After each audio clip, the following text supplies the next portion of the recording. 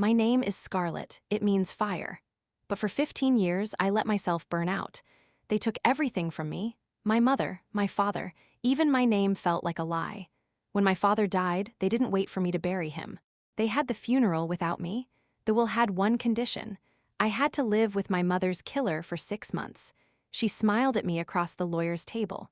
She didn't know I had already found the journal. My mother hid it beneath the floorboards. Her last words were my name. What happened in that house 15 years ago was not an accident, and I was about to prove it. This is the story of how I took back my name. This is the story of my revenge.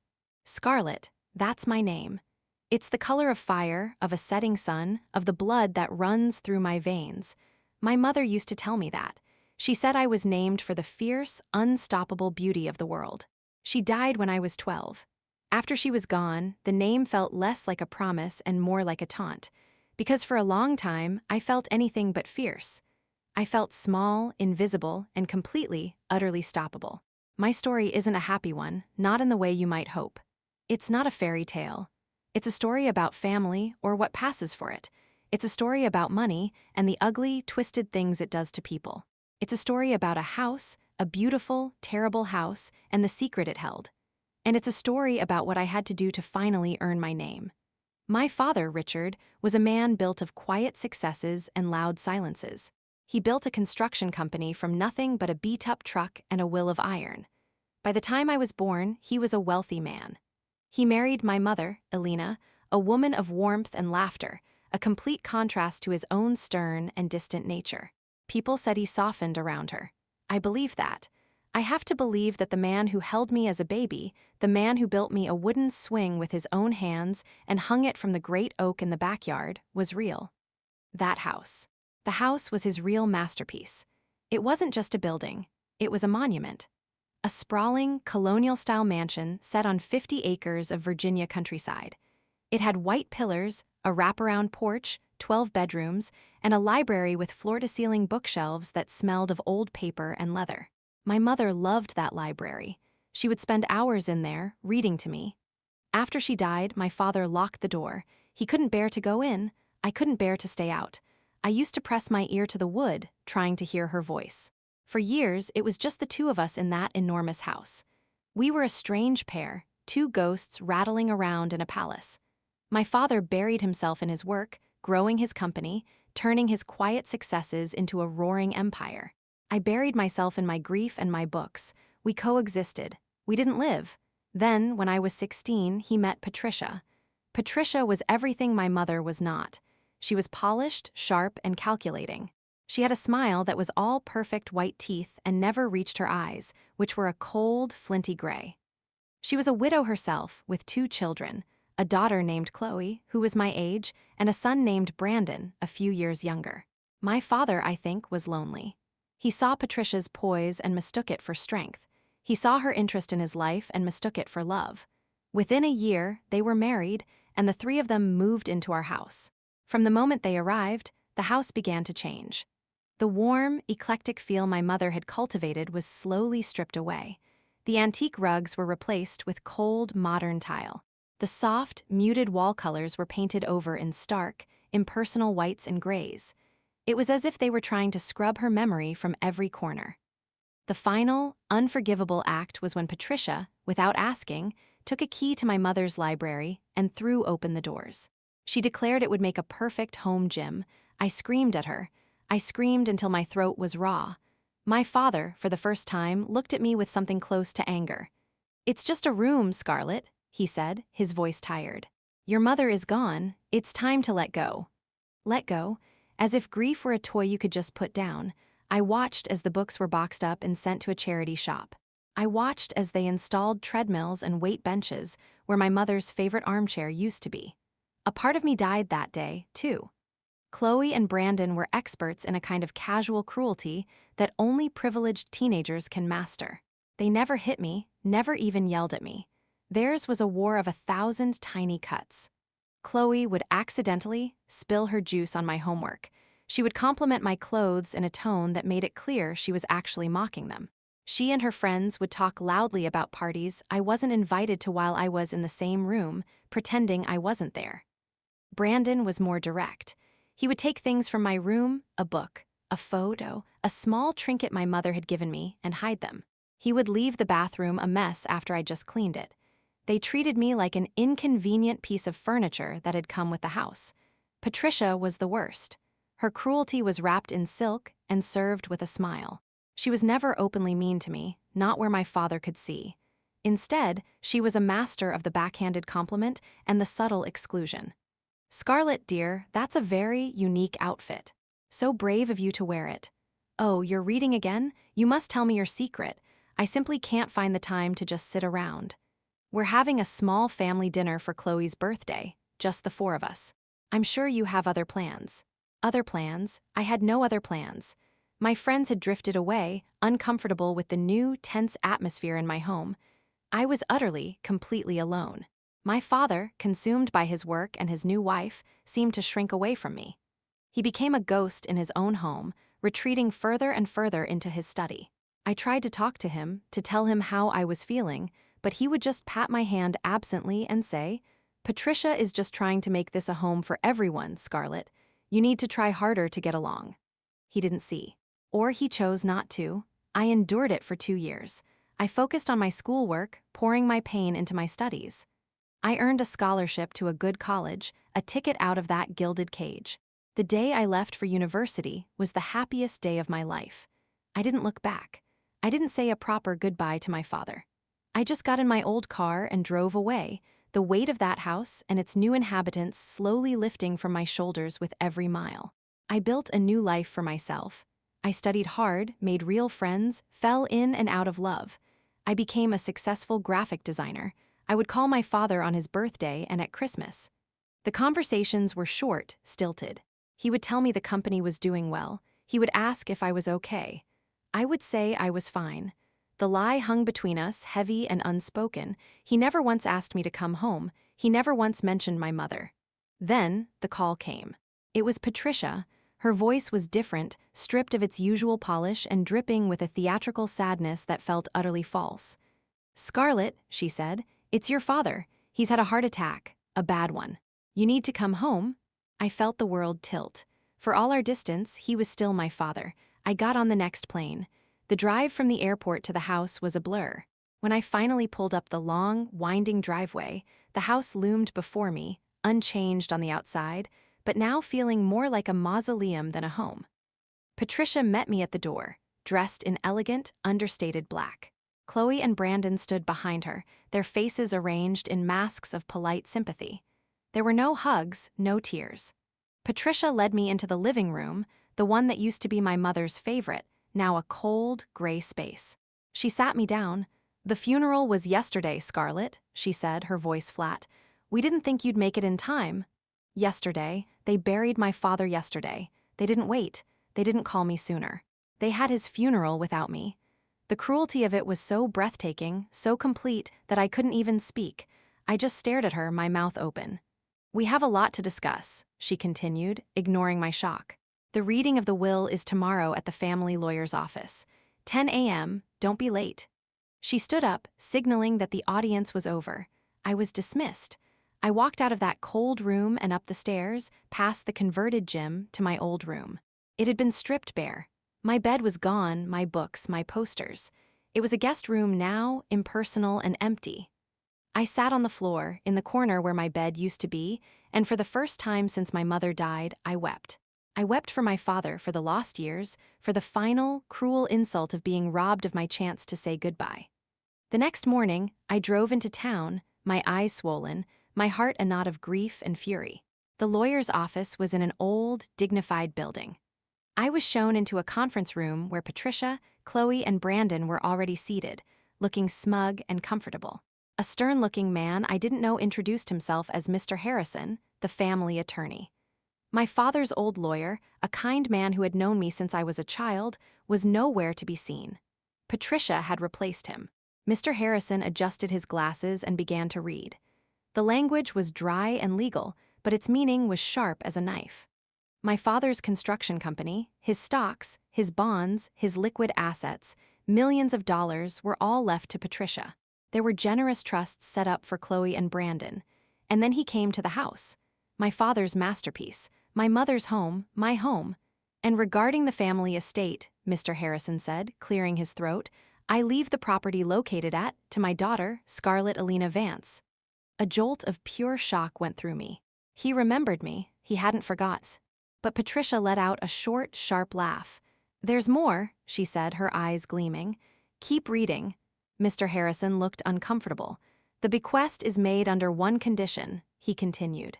That my daughter, Scarlett, resides in the property for a continuous period of no less than 180 days within 1 year of my passing. Should she fail to do so, or should she voluntarily sell the property before the end of that period, the property shall be liquidated and the proceeds added to the residuary estate to be distributed to my wife, Patricia. The room was silent. 6 months. I had to live in that house for 6 months. The house that was now a shrine to everything that had tried to break me. The house with Patricia, Chloe, and Brandon still living in it. The condition was a trap, a final test. My father, in his strange, distant way, was forcing me to fight for what was mine. Patricia leaned forward, her smile now a triumphant sneer. Well, Scarlett, it seems you have a choice. You can pack up your little city life and come home for 6 months, or you can walk away and let us sell it. Frankly, I'd prefer the money. This place needs so much work. She looked at me with pure contempt. What's it going to be? I looked at her. I looked at Chloe, who was smirking. I looked at Brandon, who was picking at his nails, bored. And in that moment, the grief in my heart hardened into something else. Something cold and sharp and purposeful. My father had given me a challenge. He had given me a key, but not to the house. He had given me the key to my own life. He was daring me to walk back into the lion's den and reclaim what was mine. My mother's memory. My home, my future. I'll be moving in on Friday, I said, my voice clear and steady. The smile vanished from Patricia's face. The first few weeks were a war. A cold, quiet war fought with passive aggression and territorial skirmishes. Patricia treated me like a very inconvenient houseguest. Chloe and Brandon went back to their old tricks, only now they were adults, and their cruelty was more refined, more vicious. They would have loud parties in the house, knowing I had to work early. They would eat food I bought for myself. They would make snide comments about my job, my life, my clothes. Patricia tried to make me pay for utilities, for food, for everything. I refused. This was my house. They were the intruders. I spent my days working remotely and my evenings exploring the house. It was a strange, melancholy pilgrimage. I walked through the cold, modern rooms, trying to remember the warmth they once held. The only room that felt like mine was the library. I had managed to get a few of the books back from the charity shop, and I set them on the empty shelves, a tiny act of defiance. I would sit in there for hours, just breathing, trying to feel my mother's presence. One night, about a month in, I couldn't sleep. I wandered into the library. The moonlight was streaming through the large windows, casting long, silver shadows. I sat in the corner where my mother's chair used to be. I ran my hand along the floorboards, and my finger caught on something, a slight ridge. I looked closer. One of the floorboards was slightly raised. It was a secret panel, so cleverly made it was almost invisible. My heart pounding, I pried it open with my fingernails. Beneath the floorboard was a small, shallow space, and in it was a single, thick, leather-bound journal. I pulled it out, my hands trembling. It was my mother's. It had to be. I opened it. The first entry was dated the year before she died. I took it back to my room, and with a mix of excitement and dread, I began to read. The journal was a revelation. It was a window into my mother's soul, her private thoughts and fears. She wrote about her love for my father, her hopes for me, her joy in simple things like the smell of rain or the sight of a cardinal at the window. But as I read on, the tone began to change. She started writing about her suspicions. She felt she was being watched. She wrote about a woman from town, a real estate agent, who had been overly friendly with my father at a charity event. A woman named Patricia. My blood ran cold. This was years before my father even met Patricia. My mother wrote about finding receipts in my father's coat for expensive dinners she never attended. She wrote about phone calls that would end abruptly when she entered the room. She never accused my father of anything directly, but the worry, the creeping dread, was palpable on every page. The last entry, dated just 3 days before she died, was the most chilling of all. I am going to talk to Richard tonight. I cannot live with this suspicion any longer. I have to know the truth about that woman. I have to know if my fears are real or if I am going mad. I am scared of what I might find out, but the not knowing is worse. If anything happens to me, I have hidden this journal where I know my Scarlett will one day find it. She is a smart, fierce girl. She will know what to do. I dropped the journal. My mother didn't die of a sudden, unexpected illness. She was murdered, and I knew with a certainty that went beyond logic who had done it. Patricia. She had been circling my father for years. She had eliminated the only obstacle in her path, my mother. The next morning, I looked at Patricia with new eyes. The polished smile, the cold gray eyes, the casual cruelty. It wasn't just the face of a greedy woman, it was the face of a killer. I had no proof, only a dead woman's words in a hidden journal. The police would think I was crazy. I needed evidence. I needed to find out what really happened to my mother. I became a ghost in my own home. I watched them constantly, noting their routines, their habits. I searched Patricia's room when she was out, but found nothing. I went through old files in my father's study. And there, buried in a box of old receipts, I found a key. A small, brass key with a tag that said, Storage Unit 7 Billion, Easy Storage, Richmond. Richmond. That was 2 hours away. What was my father storing there? Or was it Patricia's? The next day, I told my boss I was sick, got in my car, and drove to Richmond. Storage Unit 7 Billion was a small, dusty space. I unlocked the padlock and pulled up the door. Inside were a few boxes and an old filing cabinet. I started with the boxes. They were full of my father's old business documents, nothing interesting. Then I turned to the filing cabinet. The top 2 drawers were also business files. The bottom drawer was locked. My heart hammered against my ribs. I used a small screwdriver from my car to jimmy the lock. It wasn't hard. The drawer slid open. Inside were 3 thick manila folders. I pulled out the first one. It was labeled Elena Vance. My mother. I opened it. Inside were pages and pages of medical records, but they weren't from our family doctor. They were from a small clinic in a town I'd never heard of. I started to read. The records detailed a long history of a patient named Elena Vance being treated for severe anxiety, depression, and episodes of paranoia. The dates went back years, but my mother was never depressed or paranoid. She was the most grounded person I knew. Then I understood. It wasn't my mother's medical history. It was a forgery. A carefully constructed lie designed to make it look like she was mentally unstable. This was the setup. This was how Patricia planned to explain away any accusations my mother might have made. The second folder was labeled Property Deeds and Financials. It contained documents showing that a shell company, one I'd never heard of, had been making large, regular payments to a private investigation firm. And there were documents related to my father's company, showing that Patricia had been slowly, quietly, siphoning small amounts of money into accounts in her own name for years. She was a parasite, feeding on my father's life's work even before he died.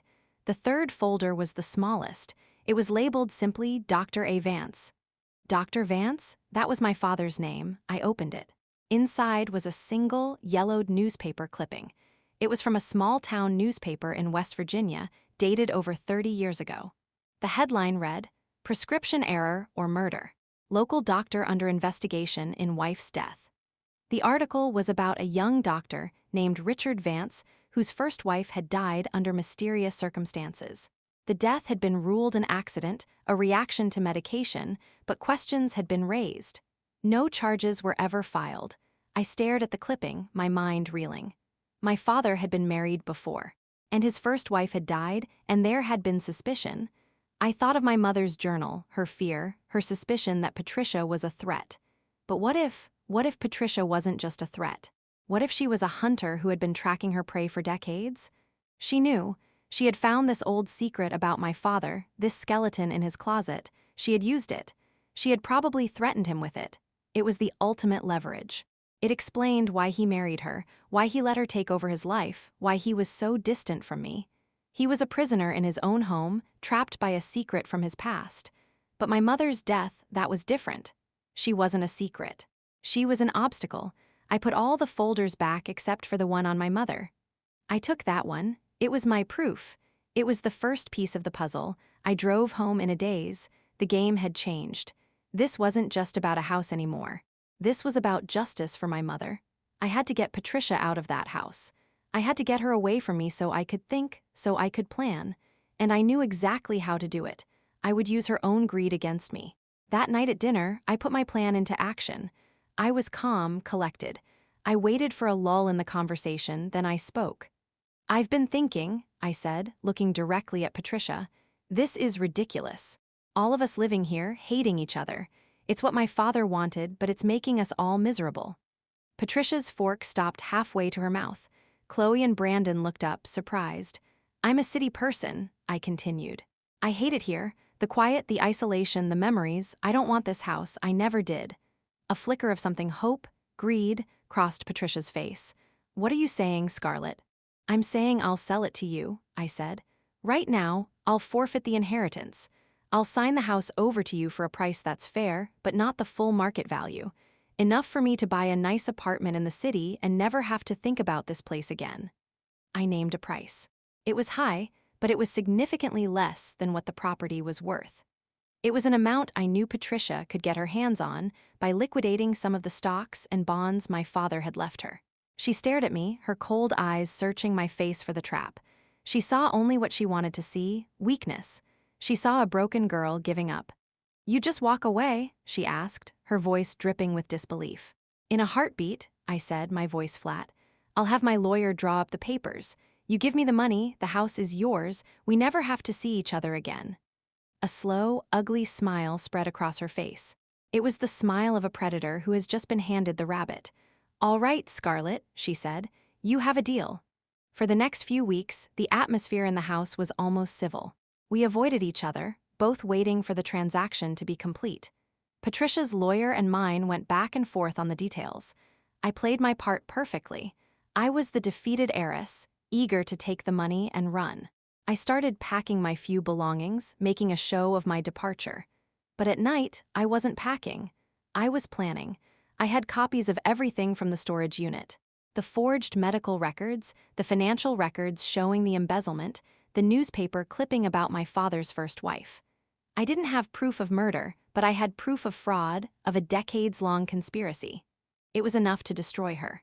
But I wanted more. I wanted a confession. I started to subtly provoke her. I would leave my mother's journal in plain sight on the library desk, then forget it there. I saw Patricia's eyes linger on it, her face pale. I would mention my mother in conversation, watching for her reaction. "My mother loved this time of year," I'd say, and see a muscle twitch in Patricia's jaw. I was poking the bear, and she was getting agitated. The day before the papers were to be signed, I made my final move. I went to the library and pried up the floorboard. I left it slightly ajar. Then I hid in a small closet down the hall, leaving the door cracked just enough to see. I waited for hours. Finally, late in the night, I saw a shadow move. It was Patricia. She crept down the hall, looked around, and slipped into the library. I silently followed, pressing myself against the wall by the door. I could see her through the gap. She went straight to the spot, saw the raised floorboard, and knelt down. She reached into the space, her hand searching frantically. When she found nothing, she let out a low, guttural sound of frustration. "Looking for something?" I said, stepping into the doorway. She whirled around, her face a mask of shock and fury. "What are you doing? What is this?" "That's my question, Patricia," I said, stepping into the room. I was calm, my voice steady. "What were you looking for? Maybe a journal? My mother's journal, the one where she wrote about you. About how she was going to confront my father about his affair with a certain real estate agent just days before she died." The color drained from her face. "I don't know what you're talking about." "Oh, I think you do," I said. I pulled a folded paper from my back pocket. It was one of the forged medical records. "And what about this?" "My mother's medical history from a clinic she never visited. A history of paranoia and delusions. You were setting the stage, weren't you? Making sure that if she ever spoke out, no one would believe her." She stared at the paper, her eyes wide. "And this," I said, my voice growing harder. I pulled out the newspaper clipping. "My father's first wife. A convenient accident. You knew about this, didn't you? You used it to control him for years. You blackmailed him into marrying you, into letting you drain his company. You turned him against his own daughter." Patricia's fear was slowly turning into something else. A cold, dangerous anger. "You stupid little girl. You think you're so clever? You have nothing. A few papers, they prove nothing. They prove you're a liar and a thief, I said. They're enough to open an investigation into my mother's death. An investigation into how a healthy 40-year-old woman suddenly dies of a rare, undetected heart condition just days after threatening to expose her husband's affair. It was an accident, she spat, the words exploding out of her before she could stop them. I just wanted to scare her. I went to see her to warn her to back off. She was hysterical, screaming that she was going to tell Richard everything, that she'd ruin me. We struggled. She fell. She hit her head on the corner of the fireplace. It was an accident. I felt the world stop. There it was, the confession, raw, unplanned, and perfect. I had it. You pushed her, I said, my voice a whisper. You killed my mother. I didn't push her, she snarled, but the denial was weak. She knew what she had said. Realization dawned on her face. You tricked me. She took a step towards me, her hands clenching into fists. For a moment, I saw the real Patricia, the predator beneath the polish. I was afraid, but I didn't move. I did, I said. I reached into my pocket and pulled out my phone. On the screen was a voice recording app and the little timer was still ticking. And I got it all. She lunged for me. But I was ready. I sidestepped, and she stumbled past me, crashing into a bookshelf. I ran. I ran out of the library, down the hall, and into my room, slamming and locking the door behind me. I could hear her screaming, pounding on the door. I didn't call 911. Not yet.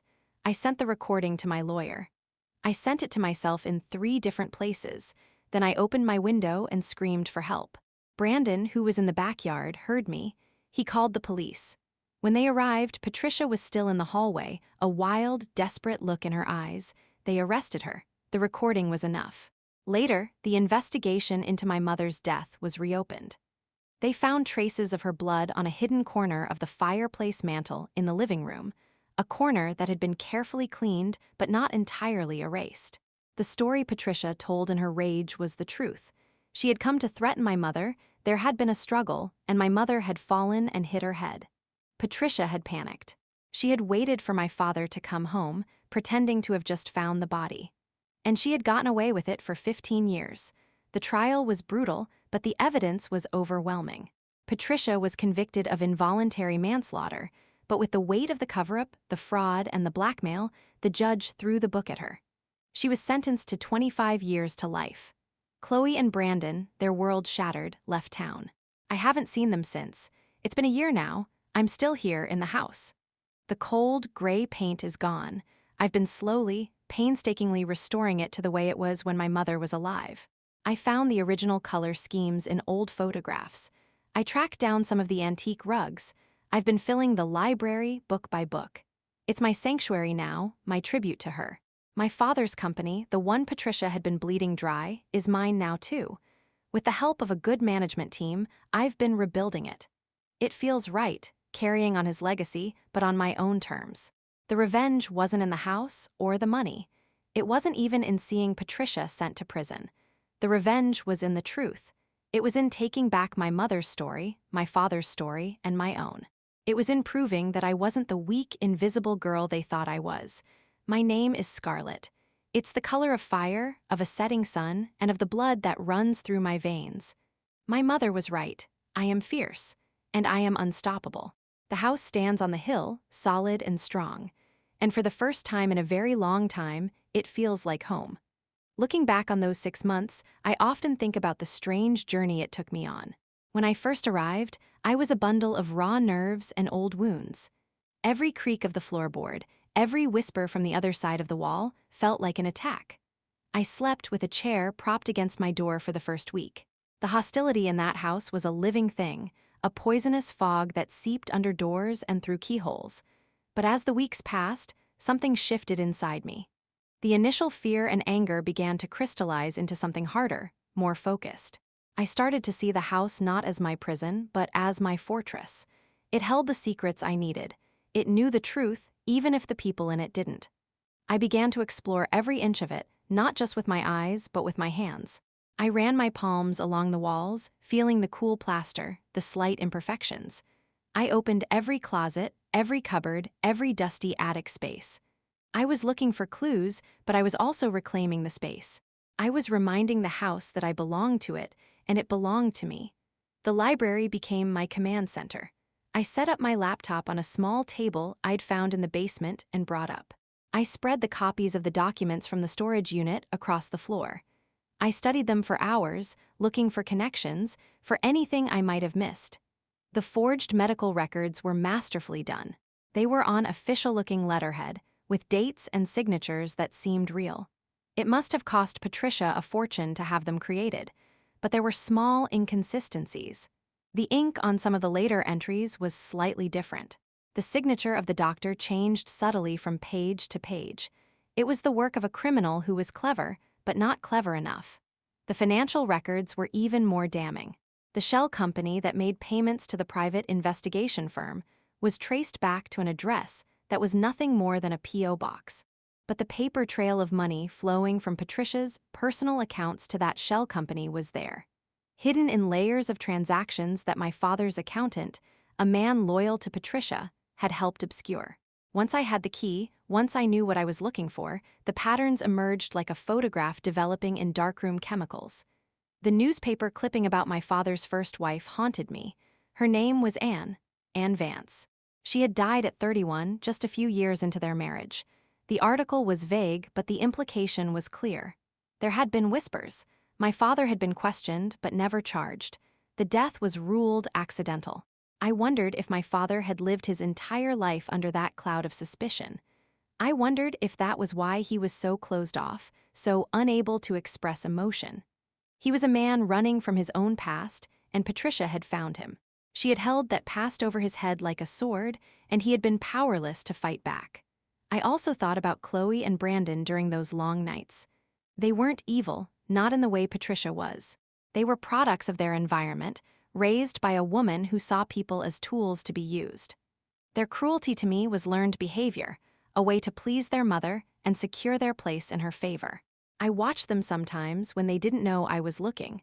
I saw the emptiness behind their eyes, the same emptiness I saw in Patricia. They had never been taught to love, only to acquire. In a strange way, I almost pitied them. Almost.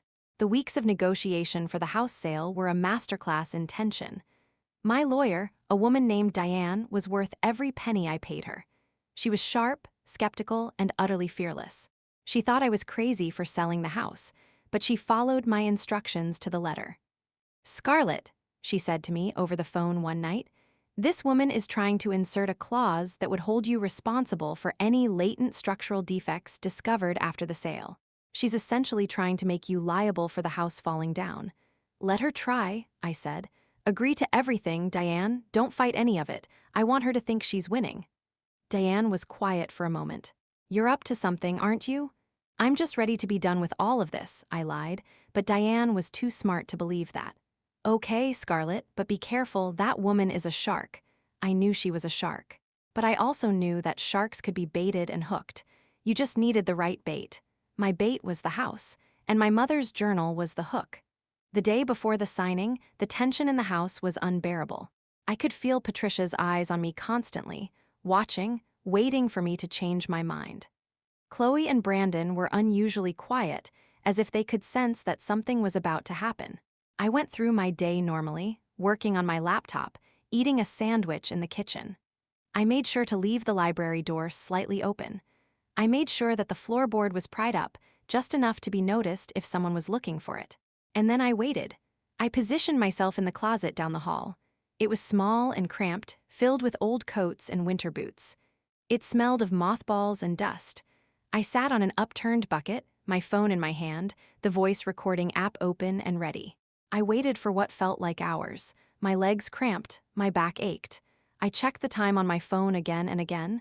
10 p.m., 11, midnight. I began to think I had miscalculated. Maybe she wasn't going to take the bait. Maybe she was smarter than I thought. And then, just after 1 a.m, I heard it. A soft creak on the stairs, then another. Footsteps, slow and deliberate, moving down the hall towards the library. I held my breath. The footsteps stopped outside the library door. There was a long pause. I imagined her listening, just as I was listening. Then the door creaked open. I waited a few more seconds, giving her time to get inside to see the raised floorboard. Then I slipped out of the closet, moving as silently as I could. The house knew me. It didn't betray me. I reached the library door and pressed myself against the wall beside it. I could see her through the gap in the hinges. She was kneeling on the floor, her hand reaching into the space beneath the board. When I spoke, my voice was calm, almost conversational. It was more terrifying than any shout could have been. Looking for something? The confrontation that followed was exactly as I had rehearsed it in my mind 100 times. The shock on her face, the denials, the anger, and finally, the confession.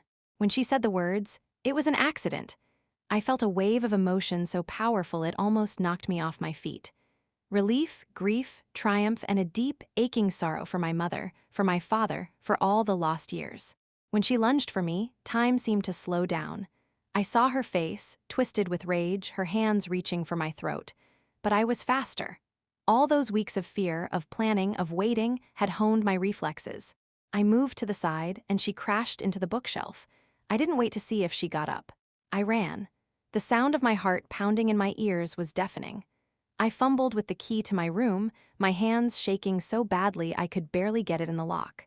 I slammed the door shut and turned the deadbolt just as her body hit the other side. The pounding began, a relentless, thunderous sound that seemed to shake the entire house. "Scarlett. Scarlett, open this door." Her voice was a shriek, high and hysterical. I ignored her. I leaned against the door, my breath coming in ragged gasps. I pulled out my phone. My hands were still shaking, but I forced them to be steady. I opened the voice recording app. The file was there. I played it back, just a few seconds of it just to be sure. Her voice, clear as day. "It was an accident. I just wanted to scare her." I sent the file to Diane. I sent it to my own email. I sent it to a cloud storage drive. Then I walked to my window, opened it, and screamed into the night. "Brandon, Brandon, call the police." Now, I saw his face in the moonlight, looking up from the backyard, confusion and then alarm crossing his features. He pulled out his phone. The pounding on my door continued for another few minutes, and then it stopped. I heard her footsteps retreating down the hall. I didn't know where she was going, and I didn't care.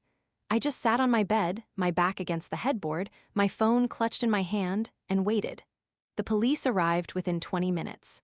I heard the sirens first, then the crunch of tires on the gravel driveway.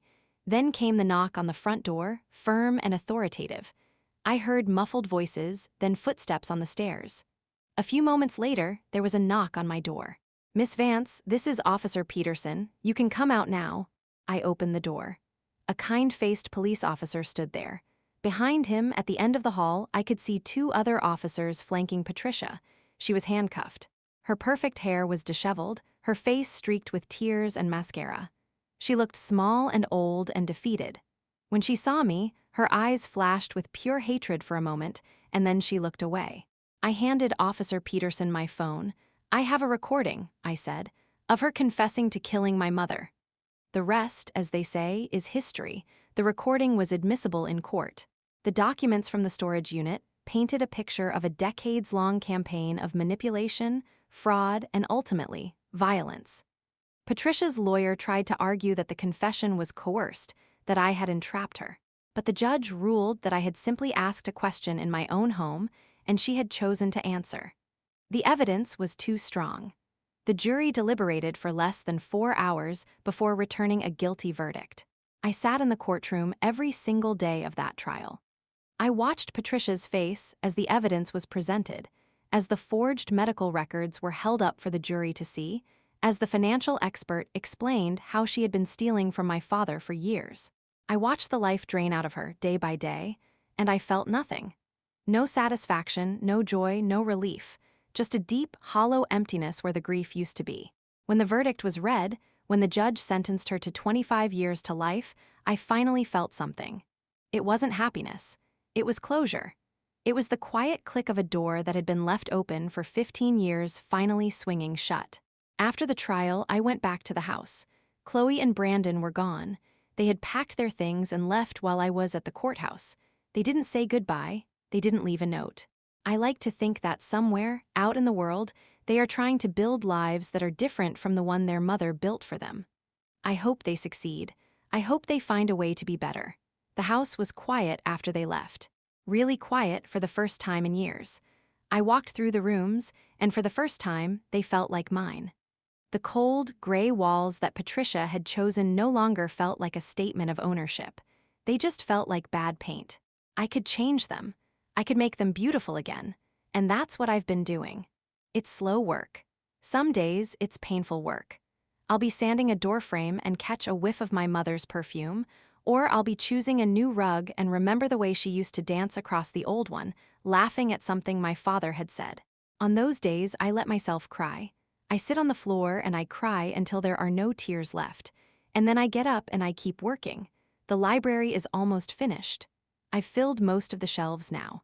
I found a rare book dealer who helped me track down first editions of some of my mother's favorites.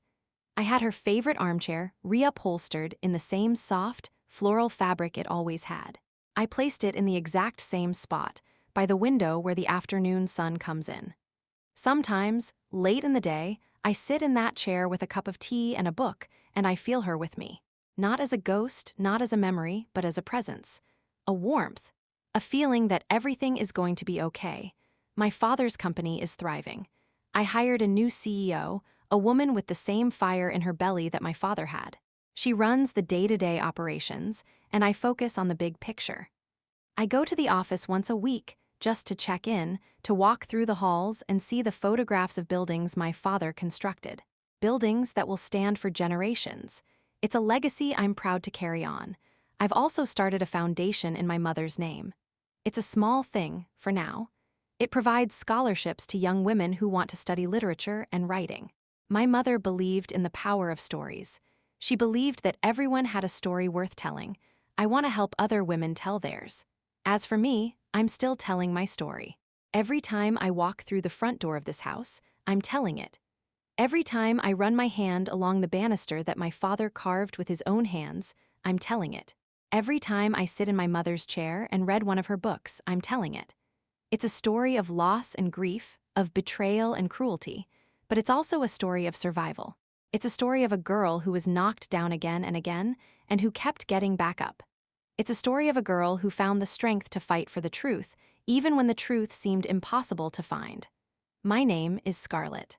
It's the color of fire, of a setting sun, and of the blood that runs through my veins. My mother gave me that name, and now, finally, I have earned it.